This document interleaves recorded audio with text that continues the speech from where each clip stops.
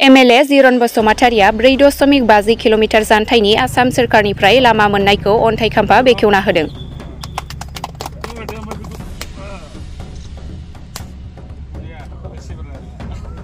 से नं गसाइगाव बियाबनि सिङाव थानाय गसाइगावनिफ्राय जागायनानै बासबारिसिम 4.50 किल'मिटार जानथायनि आसाम सोरखारनिफ्राय मुख्यमन्त्री अनन्त पाकिपाट निर्माण आसामनिफ्राय मोनफुंनो हानाय लामा गोदानै बानायनो थांखिजों एमएलए जिरन बसुमतारि बिथाङा अन्थाइ खाम्फा बेखेवना होदों।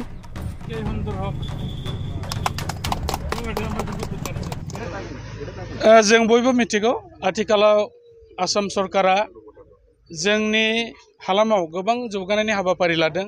बेनि गेजेराव मेइनानो जाबाय PWD रड।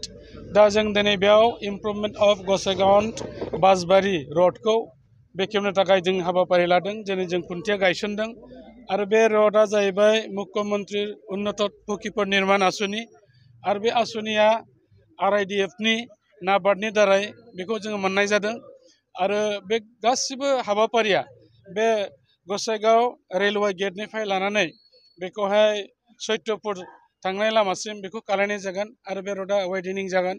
आं मिजिंथिदों बेयाव गोबाव समनिफ्राय बे लामाया हान्थामेला खालामनायाव एसे उसुबिदा जानानै दङमोन आरो बे रडआ मोनसे मेइन रड जायखौ जोङो DK रड होननानै मिथियो आरो दिनैनि बे अन्थाइ खाम्फा गायसनखांनायनि उनाव जाय बिथाङा बेखौ मावनो थाखाय थिकादार हिसाबै मोनदों बिथाङा सासे जाखांफुनाय बिथाङा जुबक आरो आं मिजिंथिदों बिथाङा मोजांथारैनो बे खामानिखौ मावगोन आरो ओनसोलनि जे उसुबिदा थासारि बे लामाया जाखांनायनि उनाव जोङो बेखौ मोजाङैनो हान्था मेलानि थाखाय जोङो सुजुग मोनगोन।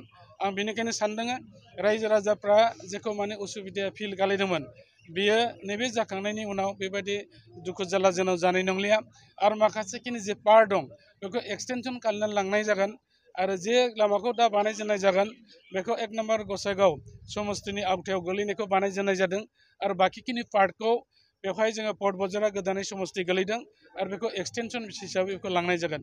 दा बेनिखायनो जोङो बेवहाय जोङो जयै थानानै बे हाबाफारिखौ जोङो मावफुंदों।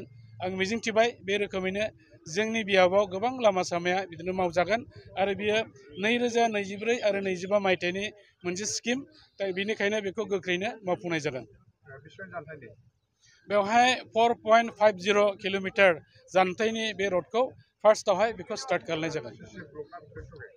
बे फुरा बेवहाय ढालाय जागोन कंक्रिट रड जागोन। दा बे मोजां मोनसे रड जागोन जायखौ जोङो ब्लेक टपिं होननानैबो मिथियो आरो आथिखालाव जों नुनो मोनो जे सिगांनि जे ब्लेक टपिं आरो दानि बाव गोबां फाराग दं खारन बेवहाय गासिबो मेसिन बाव इउज खालामजानाय जागोन मेसिनारिजों बे खामानिखौ मावनाय जायो।